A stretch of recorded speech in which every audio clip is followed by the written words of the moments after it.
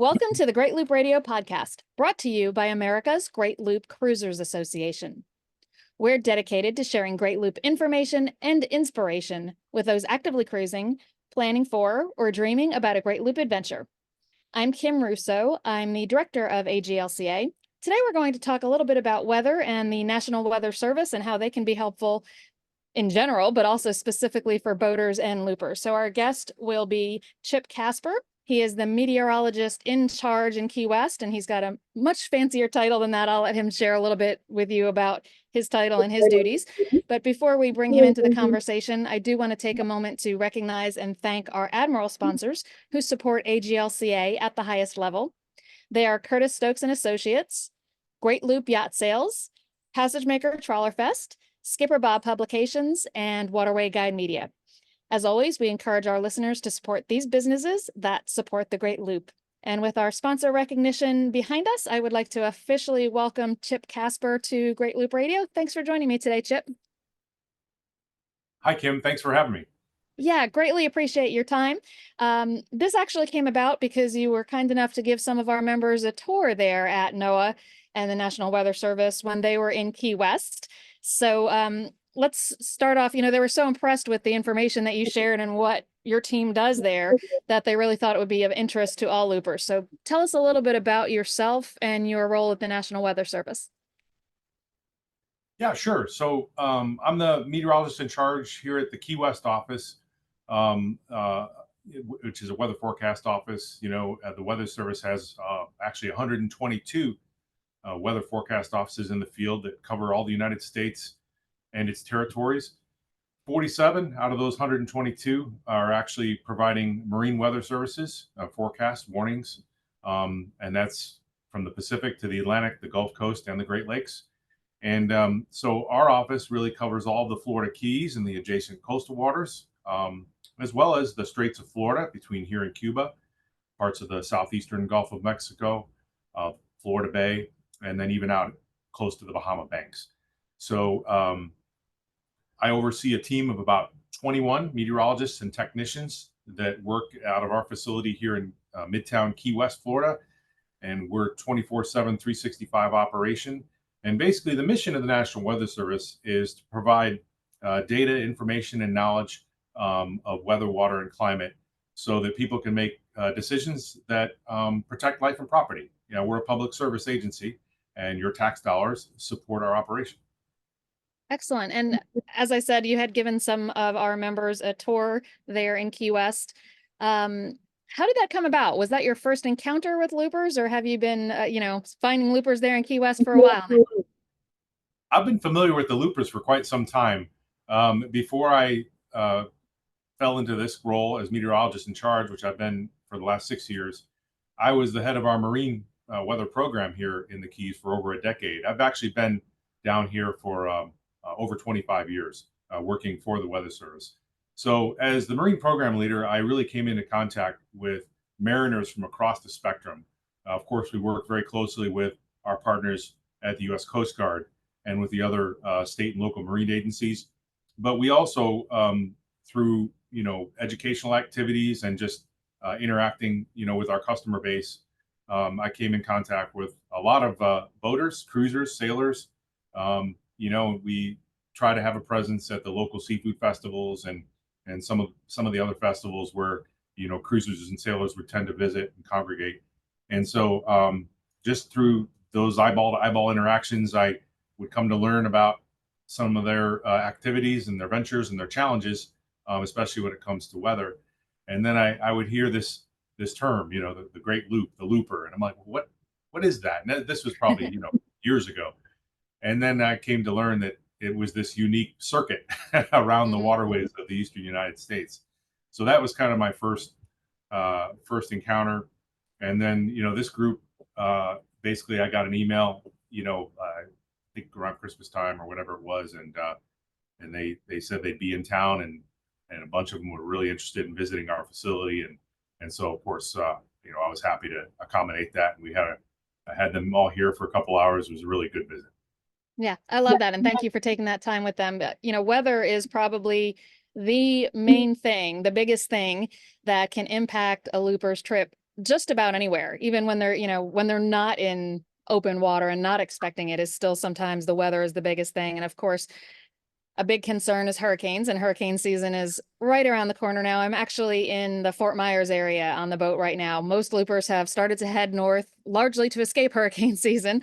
But on the local news this morning, there was talk of something going on out there starting to brew that is a very small chance of becoming anything, but it was just kind of a reminder that yep, we're still at least for us personally, you're still here in the hurricane zone.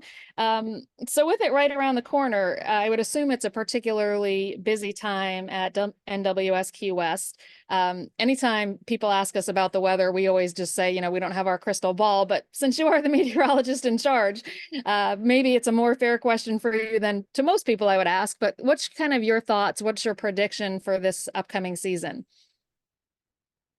Yeah, living and working and playing in the Florida Keys, which is really year to year, one of the most prone areas to tropical storms and hurricanes.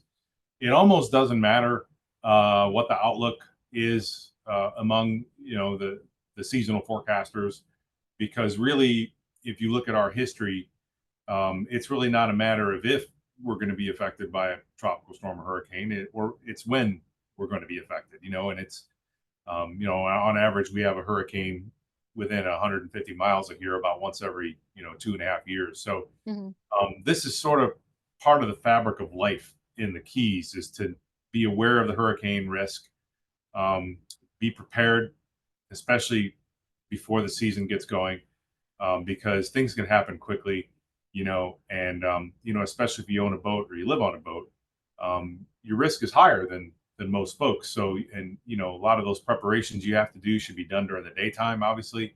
And so then all of a sudden that reduces the time that you need to prepare, and especially if you want to haul out or sortie to another location. So you really, and most loopers and cruisers and sailors and boaters I know are very well aware of this. And so you really have to kind of pay attention this time of year. And, and in this location, more than ever. So there are a lot of different seasonal forecasts for activity in general across, the Atlantic Basin and other basins. And you're already starting to see some of the university researchers and predictions come out, indicating a potentially very active hurricane season. The official NOAA seasonal outlook, and NOAA does one, it will come out around the middle or late part of May. And so we'll see that. And it probably will be very similar, indicating a higher number than average of tropical storms, hurricanes, and major hurricanes. But a couple caveats about the seasonal forecast is, number one, these predictions are just for numbers across the basin as a whole. They're not predicting landfall locations. We just can't do that. We're not capable of providing that level of skill and accuracy. So it's really just a number of storms across the basin. That's from Africa to the United States and the Caribbean. Number two, the forecast, they've gotten better over the years, but there's still, the accuracy of a seasonal forecast isn't like that of a 5-day or 7-day forecast, right? So there's a lot of errors there. And number three, they're not predicting impacts or potential impacts for particular locations, for particular groups of people. And so, they are a good reminder that it's coming. June 1st is going to be here before you know it. And it's really important to have a plan before you're in the cone. Yeah, absolutely. And, I mentioned that most of this season's loopers are kind of heading north already. But Florida is the boating capital. And even if this year's loopers are heading out, we've still got lots of loopers who do stay in Florida, lots who fall in love with Florida's waterways while they're on the loop and kind of settle here afterwards. So we know we've got lots of boaters in the area. The good news is, as you mentioned, there are 5- and 7-day forecasts. We can generally get a pretty good warning about a hurricane, although we all know the paths can shift, kind of at the last minute. But walk us through what it's like on a daily basis during hurricane season. You're looking for storms. What's it like with you and your team there, just kind of watching what's happening out there in the ocean waters? Yeah, it's a great question. I mean, we're busy, and a lot of what we do is structured day to day. We're mandated. A lot of folks don't know we're mandated by Congress to provide specific forecasts for aviation users, marine users, fire weather users.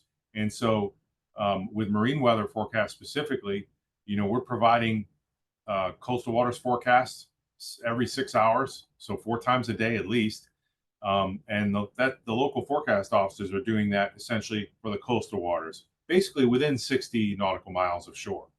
But we also have parts of the Weather Service that are providing forecasts for offshore beyond 60 nautical miles, and then even into the high seas for transoceanic shipping.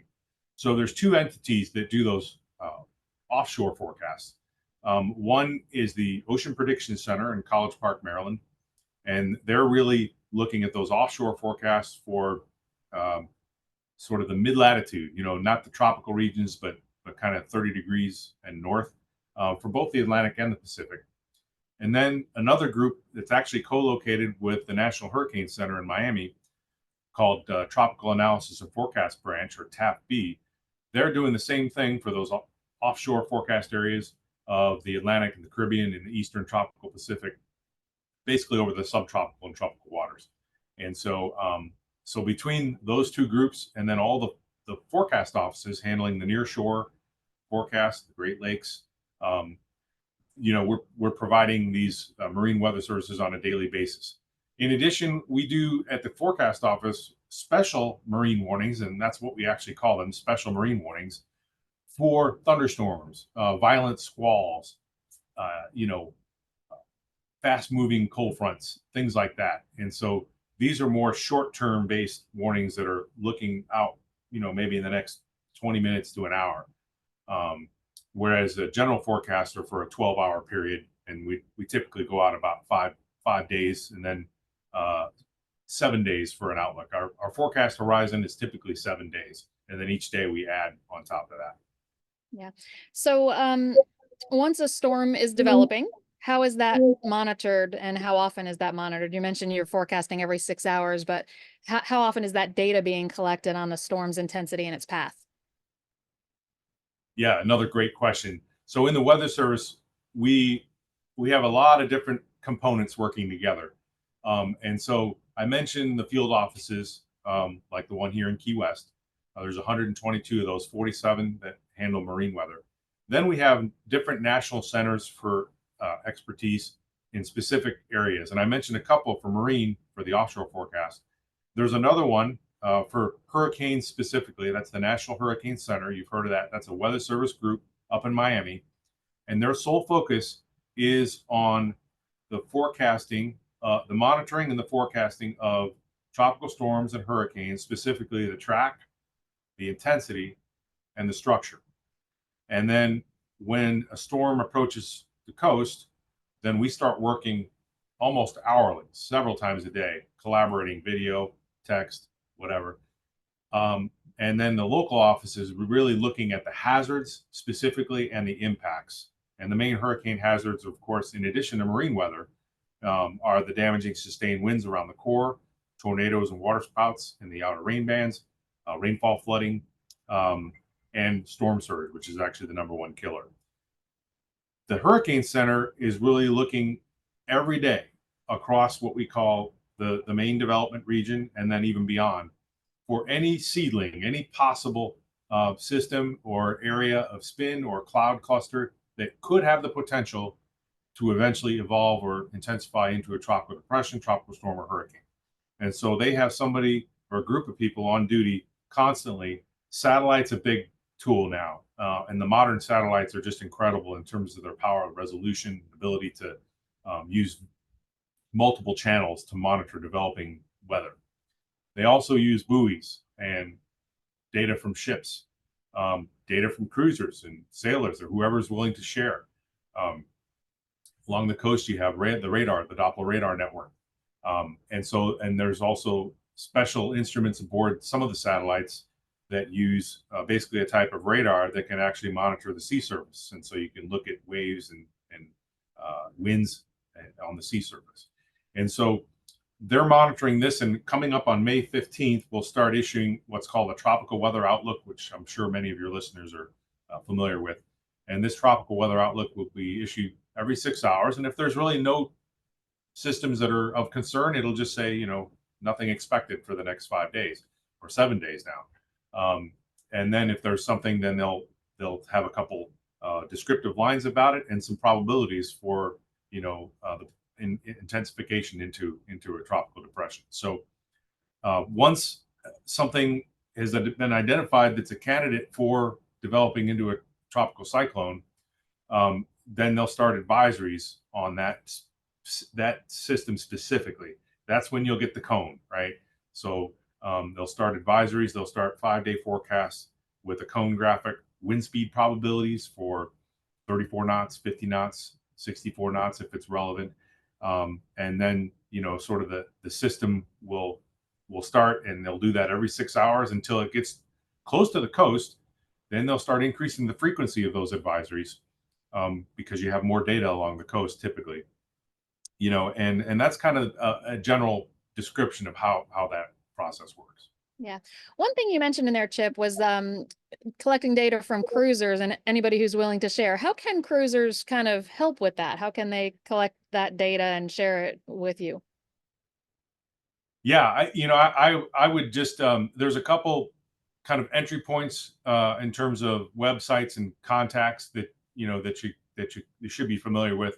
For the Weather Service, our main website is weather.gov, weather.gov as in government, weather.gov, not weather.com. That's another entity, right. But weather.gov. And if you go to weather.gov/marine, then you'll get kind of opened up into the marine world. And if you go to that website, you can click all along the coast. And like if you go down to Key West or the Florida Keys and you click on that area of the map, you'll go right to our local marine weather website. And on that, you'll have contacts for our marine program leader, Chris Rothwell, and myself, and you'll see that with all the other offices too. So if you go to weather.gov/marine, that's a good way to find contacts and connect with somebody that can answer that question. Yeah, and if there's specific, is there specific weather, kind of on the ground information that you would want boaters to share with you? We're always interested in just like boaters and loopers. We're always interested in wind and sea state, because we just don't have enough intel on that. Right here in the Florida Keys, for example, our forecast area is almost 25,000 square miles, and we have a few sites along the Florida Reef Tract here that are good for wind. But really, we have one buoy operated by Scripps Institute of Oceanography and funded by the Army Corps of Engineers about 9 miles southwest of Key West. But if you look at across the vast majority of the Straits of Florida or the Gulf of Mexico, there's very little data available. We get a little bit from satellite a few times a day, but really there's nothing to replace that ground truth, or what we like to call sea truth. And so wind and sea state are really two of the big items, but we'll take any kind of information about the weather, whether it's water spouts that you see, or thunderstorms, or different cloud formations, but wind and sea state are most important. Okay, great. Let's take a moment and play a message from one of our sponsors. When we come back, we'll kind of wrap up the talk on hurricane season, because that's of course on everybody's mind right now. And we'll talk a little bit more about, what general resources you offer for everyday weather while you're boating. So we'll be back in a moment. The Boat Galley will make your boat life better. They offer 8 online courses on topics related to living on a boat, such as how to store everything you'll need, living with a smaller fridge, taking a dog with you, and effective use of your VHF. Their quick reference cruising guides will simplify your life underway, giving quick answers to questions like, where's the next fuel stop? Or how high is that bridge? The Boat Galley Cookbook and its 800 boat-friendly recipes, including 75 Docktail appies and 40 drinks, will make cooking aboard a snap. Get 10% off purchases with code AGLCA. Good morning, loopers. Many of you are probably already cruising in southeastern waters, and that is where the Salty Southeast Cruisers Net focuses all of its efforts to help you enjoy your time on the water. So as you prepare for the next leg of your journey, and as your resource for accurate, timely, and useful information, we want to invite you to use and add your knowledge to the wealth of information that's available through the Cruisers Net in its directories for marinas, bridges, and anchorages, as well as the latest fuel prices in your area. Our mission of Cruisers Helping Cruisers, may we invite you to help those following in your wake by sharing with us your cruising experiences. Thank you. Have a great day. We're back on the Great Loop Radio podcast. My guest today is Chip Kasper. He is the meteorologist in charge in Key West for the National Weather Service, which is part of NOAA. And he's kind of filling us in on all of the things that our government offers us as boaters for marine weather forecasts, which is extremely useful information and something that we encourage our boaters and our loopers who are out there on the water to be in touch with every day to check the forecast. Even if you're doing a passage that's, inside on the intracoastal, the weather is still going to impact your cruising. Even once you get, far inland, if you're going through locks, the winds can have a big impact on that. So always be abreast of the weather while you are out there cruising, and marine weather is a little bit different often than general forecast. So Chip, talk a little bit about, let's look at watches and warnings. And obviously a lot of us think of those and pertain to hurricanes, but there can be watches and warnings any day of the year for different events. So, what are the kinds of things boaters should look out for? How do you determine when to issue a watch or a warning for a particular weather condition? Yeah, Kim, that's another great question. I'm glad you brought that up. So watches and warnings, and the Weather Service has been issuing watches and warnings for decades, and so, but there's still some confusion around them. So let me just kind of go over what they mean real quick. Basically, a watch is sort of the get ready. It's, hey, we think there's the potential for something happening, whether it's hurricane conditions, a tornado, a severe thunderstorm, a flood, etc. So a watch is sort of okay, we're on alert. We're watching, right? There's potential for something hazardous to occur. It hasn't occurred yet, but the probability has gone up to the point where we want people to kind of be aware and even take action. A warning is go. Okay, it's coming. We see it. It's coming in the short term. And, that's kind of the clear and present danger. Act now, okay, to protect life and property. So a watch is kind of get ready. A warning is go. Within the context of hurricanes, because we've been talking about those, a hurricane watch or a tropical storm watch is generally issued about 48 hours before the onset of tropical storm force or gale force sustained winds, with the idea that once those sustained winds reach gale force or tropical storm force, which is about 40 miles an hour or 34 knots, then it becomes unsafe to prepare further. So that's about a 48-hour window.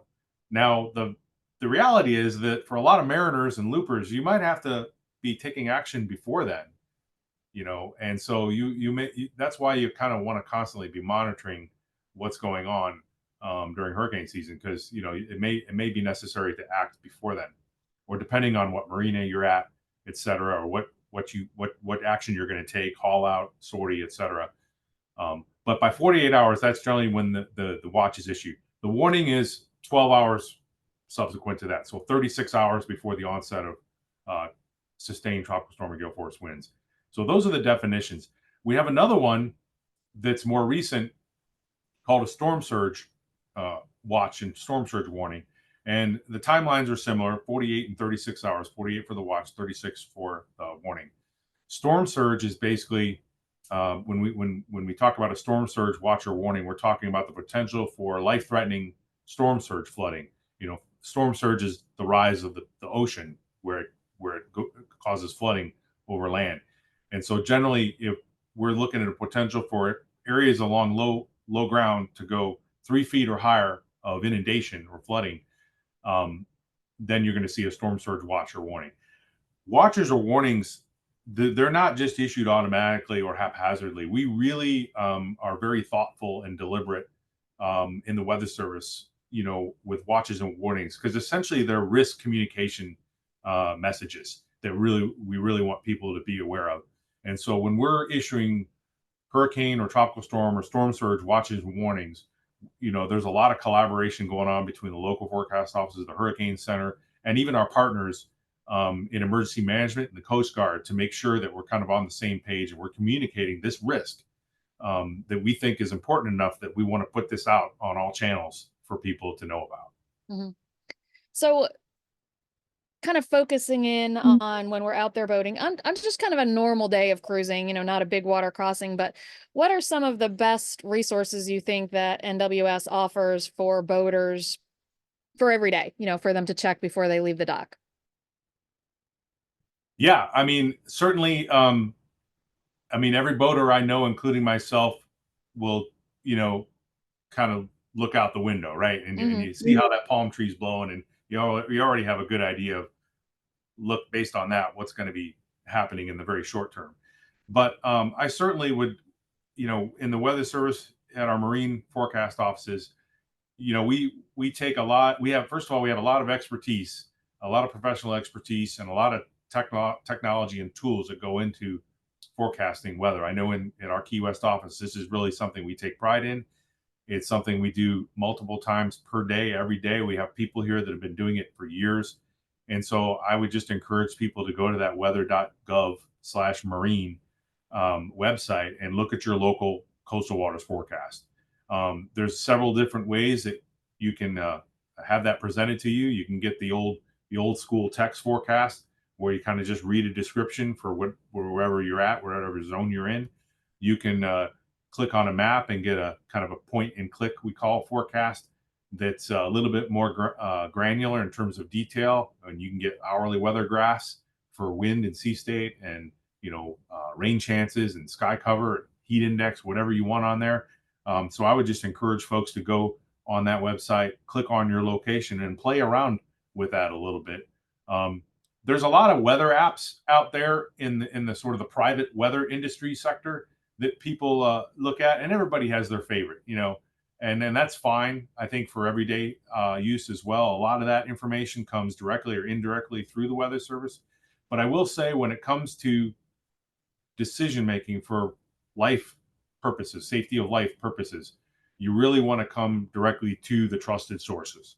And again, that's for everyday weather.gov/marine. For hurricanes, hurricanes.gov. Hurricanes.gov will bring you directly to the National Hurricane Center, and you will get a wealth of information on there to help you assess your risk and determine, what the potential impacts for your area are. And I would just encourage you, there's more information out there than ever before. And the men and women with the National Weather Service, whether it's in the field or at the Hurricane Center, are some of the best in the world at doing this. And so I don't think you're not going to find a secret sauce anywhere. These folks up at the Hurricane Center are professionals. They're the best in the world at do it. They have the numbers to prove it. You're not going to find anything better when it comes to hurricane forecasting. And if your life depends on it, and if you're on the water in a boat, it does. Please go to these trusted sources directly. And for goodness sakes, never stay on a boat during a hurricane. I just want to emphasize that. Never stay on a boat during a hurricane. I don't care how experienced you are, what kind of vessel you have. This is not a good idea anytime. Please have a strategy to get out of harm's way. Absolutely. I appreciate you mentioning that. You also mentioned the apps, the different apps that are out there. And yeah, I think some of us, find certain ones more intuitive than others. But what's striking to me is when we have our events and we bring in presenters, about Chesapeake Bay or the Great Lakes or, crossing the Gulf of Mexico, they always refer back to the National Weather Service data. And, I know for some of those bigger waters, there are specific kind of operational forecasts. I may be using the wrong term there. But for the big water, are the resources different, or is it basically just more, more sea state kind of data because you're on Lake Michigan, for example, instead of in Paducah? Yeah, I think the farther you get out, I guess, from shore, probably the less granular you're going to have both the data and the forecast, right there. I mean, if you're out in the middle of the Atlantic Ocean, there's less data. There's also less interference with land.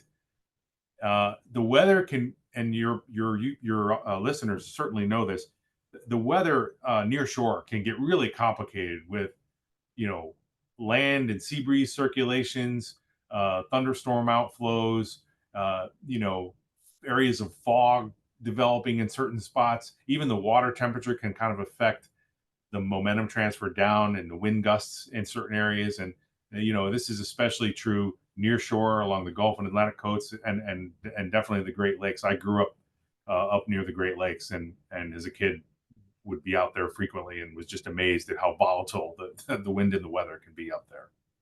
Yeah. So I think that's a good place for us to wrap it up for today. Hopefully all of our listeners, are clearly getting the message that the weather is the biggest thing that can impact your loop, or boating in general. So even if you're not currently on the loop, but you are in the hurricane prone areas, it's certainly time to start making a plan. So Chip Kasper with the National Weather Service, thank you for joining me today. I know you're super busy, and I really appreciate you carving out some time for us. And thanks for sharing all this great information. Thank you, Kim. It was great to be with you today. Thanks. And for our listeners and viewers, thanks for joining us once again. We'll be back next week with another episode of the Great Loop Radio podcast. Until then, safe cruising.